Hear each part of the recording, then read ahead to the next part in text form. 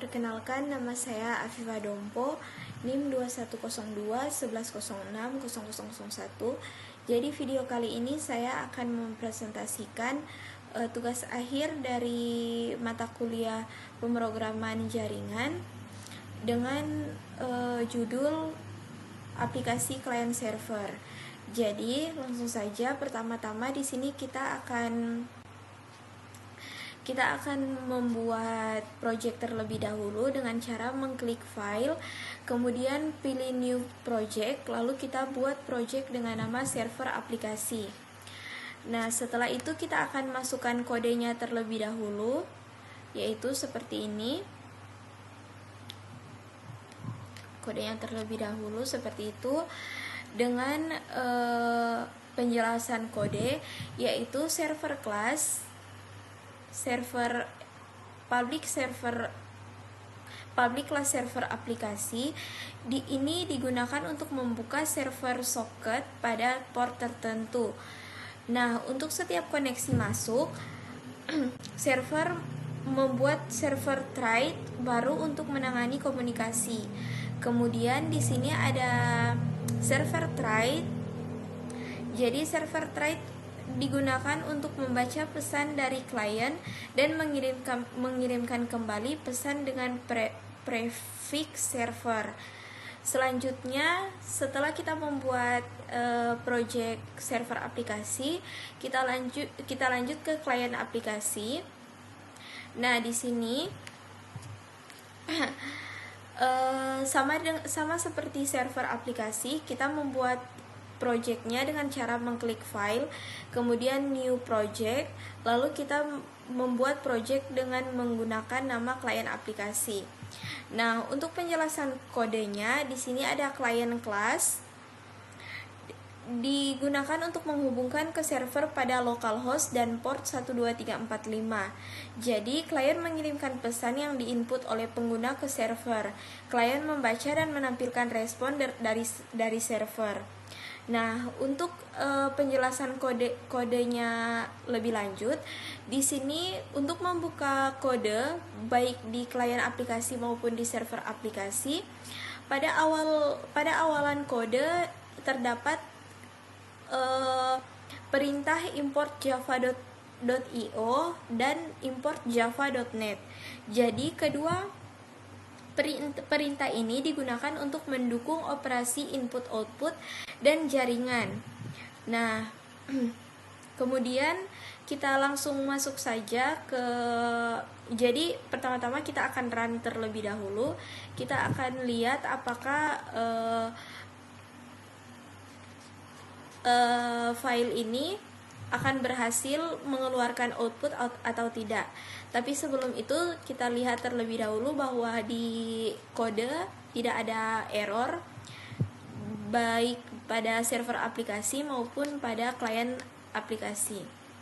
Pertama-tama kita jalankan terlebih dahulu dari server aplikasi lalu klien aplikasi.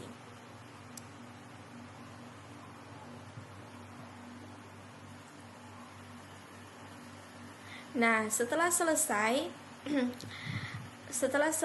kita akan lanjut ke klien aplikasi GUI. Jadi pada project ini sama halnya dengan dua project sebelumnya, kita akan membuat project baru dengan cara mengklik file, lalu pilih new project, lalu kita beri nama dengan klien aplikasi GUI. Nah, pada kode kali ini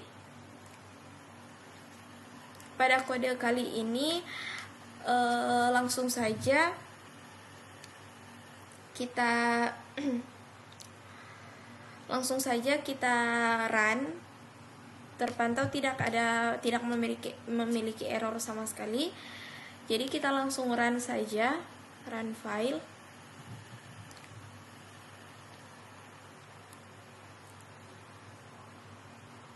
Nah, di sini sudah muncul jendela client chat. Jadi kita masukkan pesan, kita berikan contoh, halo, saya Afifa, lalu kita pilih send. Nah, di server akan otomatis muncul juga pesan yang sama, yaitu halo saya Afifa. Nah, baiklah, ketiga project sudah berhasil. Di sini saya akan menjelaskan sedikit fungsi dari project kali ini.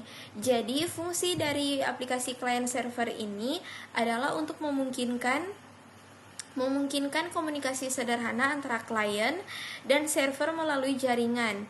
Jadi, pertama-tama saya akan menjelaskan secara fungsionalitas yang disediakan oleh aplikasi ini. Pertama, pada server, yaitu menerima koneksi dari klien. Server mendengarkan pada port yang ditentukan, dalam hal ini port 12345, dan menerima koneksi dari klien. Kemudian menangani beberapa klien. Setiap klien terhubung, server membuat thread baru. Untuk menangani komunikasi dengan klien tersebut, ini memungkinkan server untuk melayani beberapa klien secara bersamaan. Kemudian selanjutnya menerima dan memanggil pesan dari klien. Jadi, server menerima pesan dari klien, mencetak pesan tersebut di konsol server, dan mengirimkan kembali pesan yang diterima dengan prefix server untuk menunjukkan bahwa itu adalah respon dari server. Nah, adapun dari klien dengan GUI, yaitu fungsinya yang pertama menghubungkan ke server. Yang kedua adalah pengguna dapat memasukkan pesan di JText file dengan mengirimkannya ke server dengan mengklik tombol send atau menekan enter.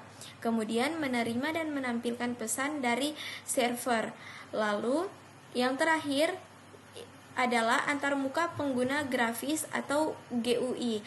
Aplikasi klien menyediakan antarmuka grafis yang user-friendly untuk berinteraksi dengan server, memungkinkan pengguna untuk melihat pesan yang diterima dan mengirimkan pesan yang dengan mudah. Baiklah, sekian video presentasi dari saya. Lebih dan kurangnya saya mohon maaf. Terima kasih.